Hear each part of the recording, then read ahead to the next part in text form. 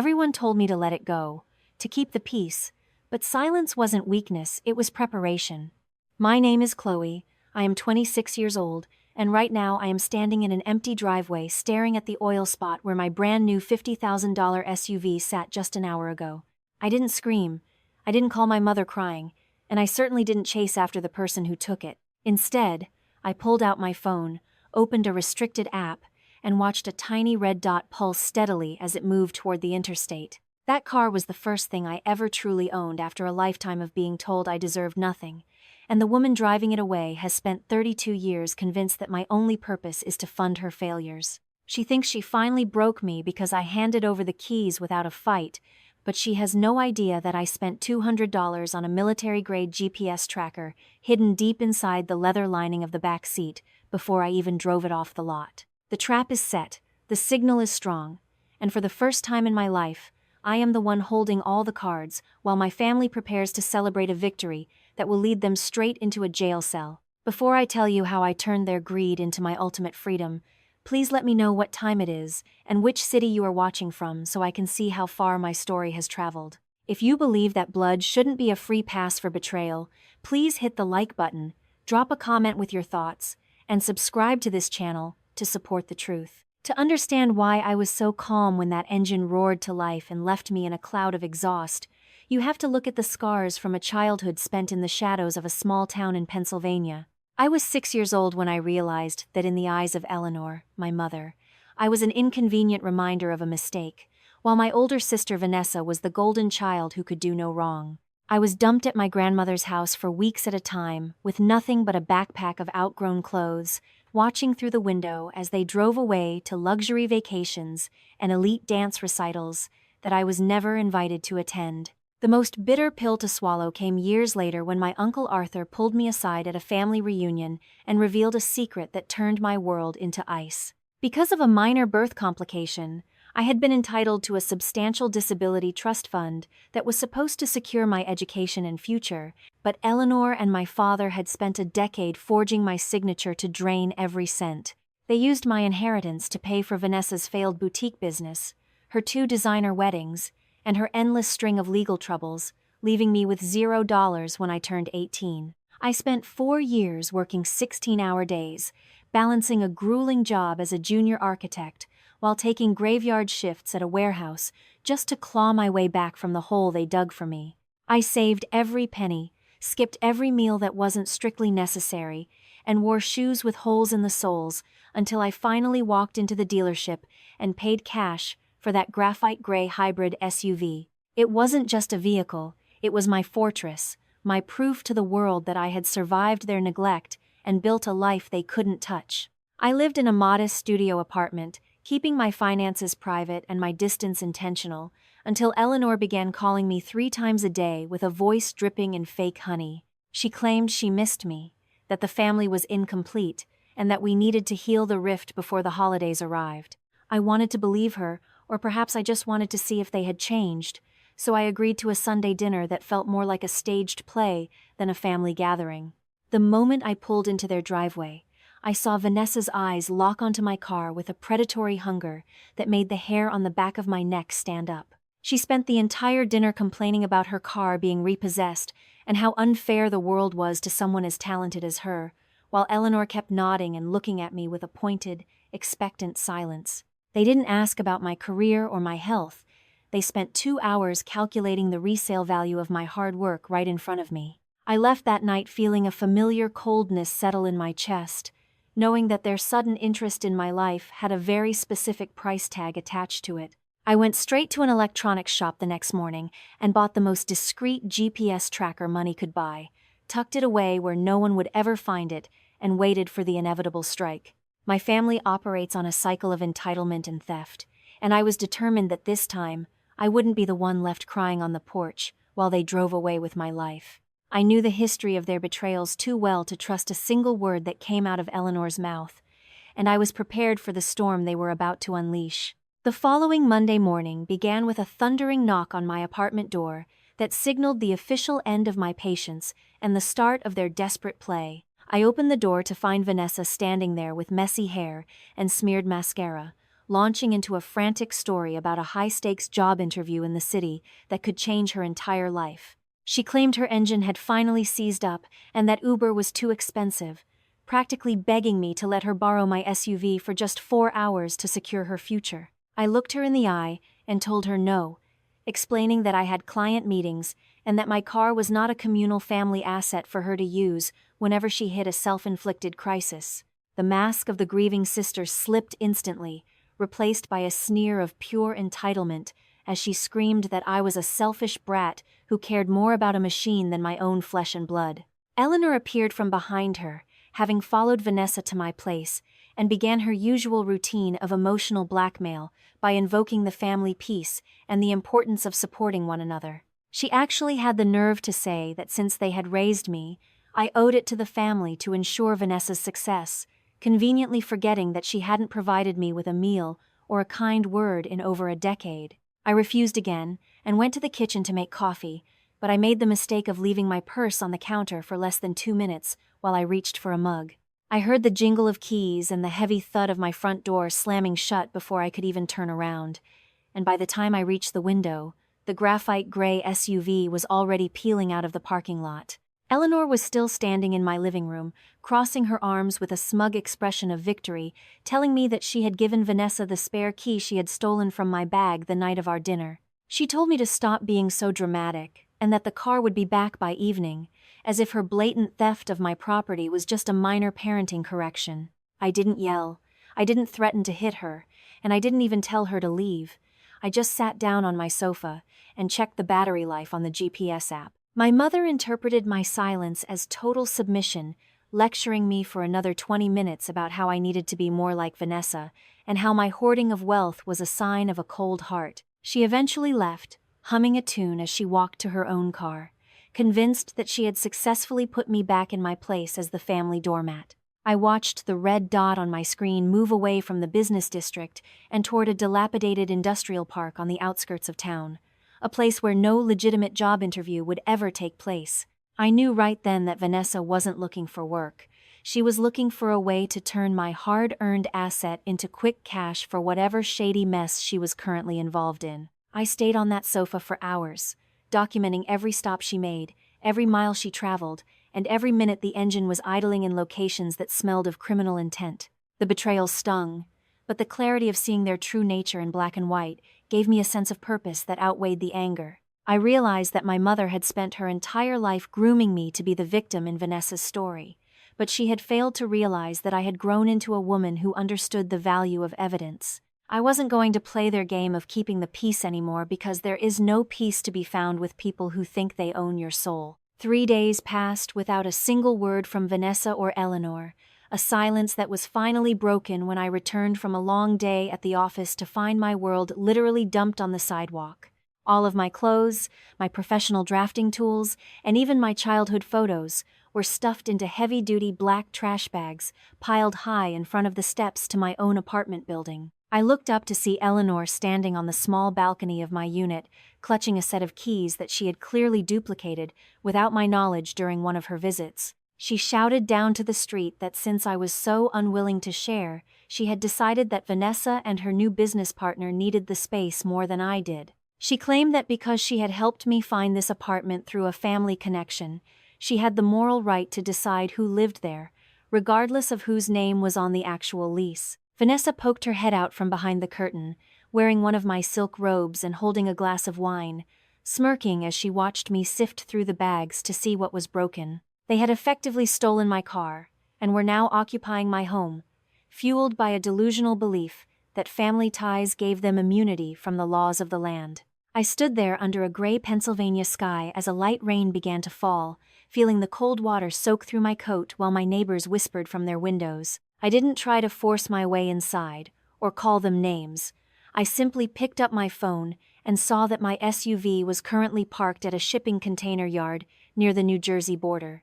I moved my essential documents to my trunk, drove to a nearby hotel, and checked in under a name they wouldn't recognize, finally cutting the tether that bound me to their chaos. That night, I sat in the dim light of the hotel room and watched the GPS dot move in a rhythmic pattern that suggested a professional smuggling route. Vanessa was using my vehicle to transport something significant, likely thinking that a clean, new SUV, driven by a woman, would be the perfect cover to avoid police suspicion.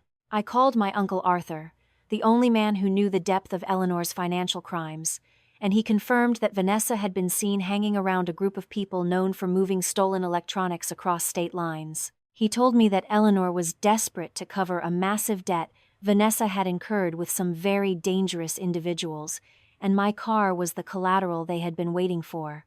Everything clicked into place. The interview, the stolen keys, and the illegal eviction were all part of a coordinated effort to strip me of everything to save their precious golden child. They thought I was a weak, broken girl who would just crawl into a corner and cry until they decided to throw me a bone of forgiveness. They had no idea that I was recording every single move, taking screenshots of the GPS data, and building a digital file that would make it impossible for them to claim ignorance. The phantoms of my childhood, the days of being left on the porch, and the years of my stolen trust fund, all rose up to give me a lethal sense of resolve. I wasn't just losing a car and an apartment, I was shedding a skin that had been forced upon me by people who never deserved my loyalty. I watched the red dot stop at a warehouse at 3 a.m. and stay there for 4 hours, a clear sign that a transaction was taking place.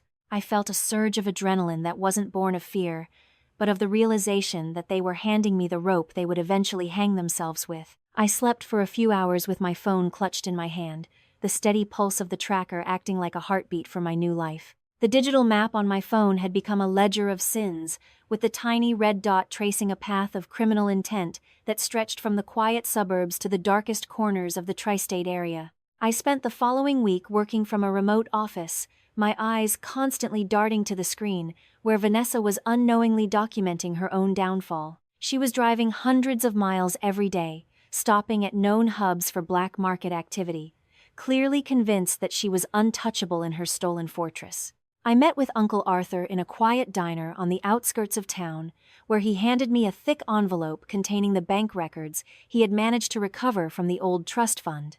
He showed me exactly how Eleanor had used a series of shell accounts to funnel my disability money into Vanessa's various failed ventures, a paper trail that proved decades of systematic theft. This wasn't just about a car anymore. It was about 18 years of stolen opportunities and the calculated destruction of my financial security by the people who were supposed to protect me. Arthur looked at me with a mixture of pity and pride, warning me that once I pulled the trigger on this plan, there would be no going back to the way things were. I told him that the way things were was a prison of my mother's making, and I was more than ready to watch those walls crumble to the ground. I spent my evenings cross-referencing the GPS logs with public reports of cargo theft and warehouse burglaries in the areas Vanessa had visited. The patterns were undeniable.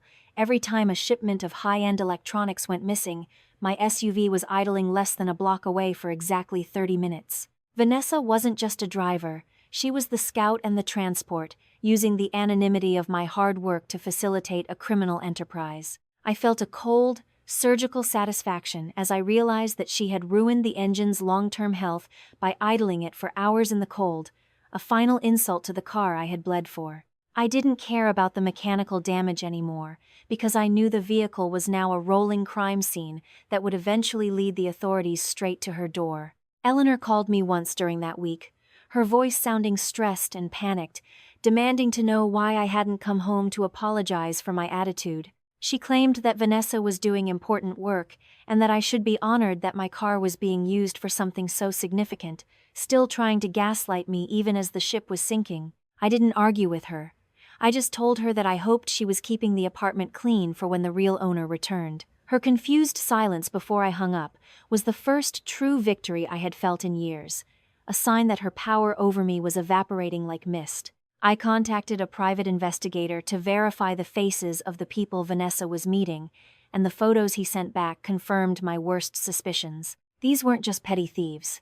They were part of an organized network that the state police had been trying to dismantle for months. Vanessa was out of her league, playing a dangerous game with my property as her only chip, and Eleanor was cheering her on from the sidelines.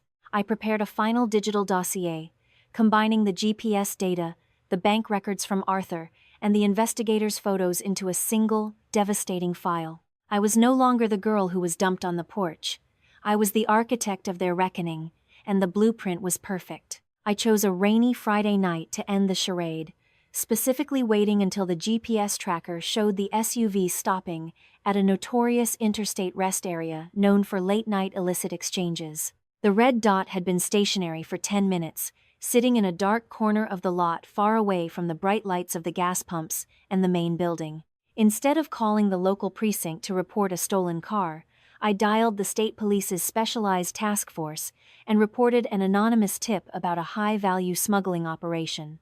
I provided them with the exact make, model, and plate number of my vehicle, along with the precise coordinates and a description of the shady packages being loaded into the trunk. I watched the map on my phone as 3 blue and white icons began to converge on the rest area from different directions, moving with a calculated speed that told me they were taking the tip seriously. Within minutes, the area was flooded with flashing lights, a scene I could only imagine but one that the GPS confirmed as the vehicle's engine was suddenly cut and the doors were flung open. Vanessa was caught in the act of accepting a duffel bag filled with $60,000 in cash in exchange for a trunk full of stolen specialized medical equipment. I received a notification from the security firm that the car's alarm had been triggered and the remote kill switch I had installed along with the tracker had been activated.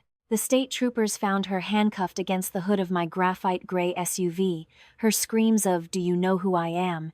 ignored by officers who were more interested in the illegal cargo. They also found her business partner, a man with 3 active warrants, who didn't hesitate to pin the entire operation on her the moment the zip ties were tightened. I sat in my hotel room, watching the red dot remain perfectly still as the crime scene investigators began their work, feeling a profound sense of justice that had nothing to do with revenge and everything to do with truth. The police called me an hour later to inform me that my vehicle had been recovered in connection with a major felony stop and that I needed to come to the station for questioning. I told them I would be there in the morning with my lawyer and a full set of documentation regarding the unauthorized use of the vehicle. I knew that Eleanor would be getting a call from the jail soon, and I wanted her to have a few hours of pure, unadulterated panic before I delivered the final blow. The peace they had fought so hard to keep was about to be shattered by the very daughter they had tried to erase from their lives. I felt a strange sense of mourning for the car, knowing it would likely be impounded as evidence for months, but the trade-off was a small price to pay for the total destruction of their influence. Vanessa had walked straight into a trap of her own making, fueled by an arrogance that made her believe she was smarter than the laws of the state and the sister she had mocked. I turned off my phone for the first time in a week, allowing myself to sleep in a silence that wasn't heavy with fear, but light with the knowledge that the cycle of abuse had finally reached its end. The morning would bring the storm, but I was the one who had built the shelter, and I was the only one who would emerge from it unscathed. The fluorescent lights of the state police barracks were cold and unforgiving as I walked through the heavy glass doors the next morning, my lawyer and Uncle Arthur flanking me like a shield. I could hear Eleanor's voice before I even reached the waiting area, a shrill, desperate sound as she pleaded with a stone-faced detective to let her poor, innocent daughter go home. She turned and saw me, her face contorting into a mask of pure rage as she lunged toward me, screaming that I had set this all up to ruin Vanessa's life. She demanded that I tell the police I had given Vanessa permission to use the car, and that the illegal items found inside belonged to me, not her golden child. I didn't say a word. I simply handed the detective the digital dossier, containing every GPS log, every screenshot of the vehicle's movement, and the bank records proving the theft of my trust fund. The detective, a man named Miller who looked like he had seen everything, took the file and spent 20 minutes reviewing the evidence in a private office, while Eleanor continued to howl about family loyalty. When he returned, he didn't look at Eleanor. He looked at me with a nod of professional respect and told me that the evidence of unauthorized use and the tracking data cleared me of any involvement in the smuggling ring. He then turned to Eleanor and informed her that based on the financial records I had provided, there was now a separate investigation being opened into her for interstate fraud and elder abuse related to the trust fund. The look of pure, paralyzing shock on my mother's face was the most honest emotion I had ever seen from her. A moment where the weight of 18 years of lies finally crushed her. Vanessa was led past us in an orange jumpsuit, her hair matted and her eyes red from crying, looking like a ghost of the vibrant, entitled woman who had stolen my keys just a week ago.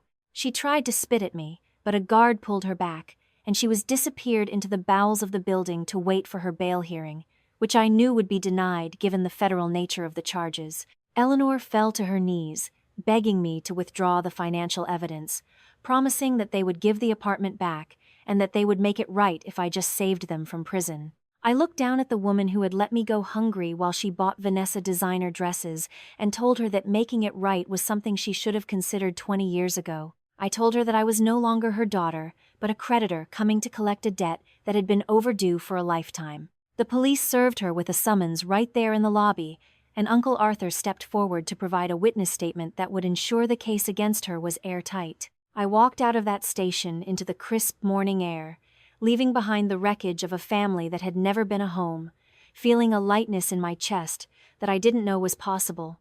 My car was still in the impound lot, but I didn't care. It had served its purpose as the ultimate witness to their betrayal. I went straight to my apartment, accompanied by 2 sheriff's deputies, and watched as Vanessa's business partner was removed and the locks were changed back to my own. I didn't cry for them, and I didn't celebrate their pain. I simply began the process of erasing their presence from my life with a calm, surgical precision. The $50 million I had earned through my own sweat and the trust fund I would eventually recover were now safe, protected by a wall of legal fire that no amount of family peace could ever breach. They had tried to steal my future, but they had only succeeded in losing their own. The Green Mountains of Vermont were visible in the distance as I stood on the balcony of my new home, a place whose address Eleanor and Vanessa will never know. I eventually sold the SUV after it was released from evidence, using the money to fund a scholarship for young architects who, like me, had started with nothing but a dream and a refusal to quit. Vanessa is currently serving a 6-year sentence in a federal facility, her beauty and entitlement useless against the cold reality of a prison cell. Eleanor avoided prison through a plea deal that required her to liquidate all her assets to pay back every cent of the trust fund she stole, leaving her broke and alone in a small, subsidized apartment. This journey has taught me a lesson that I hope stays with every one of you. The word family is a privilege that must be earned, not a weapon to be used against those you are supposed to love. I learned that silence is not a sign of surrender, but often the most powerful tool in the arsenal of the oppressed, allowing the truth to build its own momentum. For 26 years, I believed I was the problem because I didn't fit into their twisted version of peace, but I realize now that my only mistake was waiting so long to stand up for myself. To everyone watching, I want you to know that your hard work and your boundaries are sacred. Do not let anyone, especially those of your own blood, tell you otherwise. If you find yourself in a situation where you are being used or discarded, remember that you have the power to be the architect of your own justice. I chose to fight back with facts and evidence rather than anger and screams, and the result was a peace that is genuine and lasting. Your support, your comments, and your subscriptions are what allow stories like mine to reach those who might still be trapped in the shadows of family betrayal. Before I go, I want to ask you a question. What was the moment you realized that keeping the peace was actually destroying your soul? Please share your experiences in the comments below. I read every one of them, and your strength inspires me to keep moving forward. I am Chloe, and I am no longer the girl who was left on the porch or the sister who was robbed of her hard work. I am a woman who knows her worth and how to protect it. The miles I tracked on that GPS didn't just lead to a crime scene. They led me back to myself, and for that, I am eternally grateful. My life is finally quiet, not the silence of being ignored, but the peaceful stillness of a world I built with my own hands, free from the vultures of my past. Thank you for listening, for standing with me, and for believing that in the end, the truth is the only thing that truly sets us free. Remember that kindness without boundaries is just self-destruction, so stay strong, stay vigilant, and always trust the dot on your own map. Goodbye for now, and may you find the courage to protect the life you've worked so hard to build.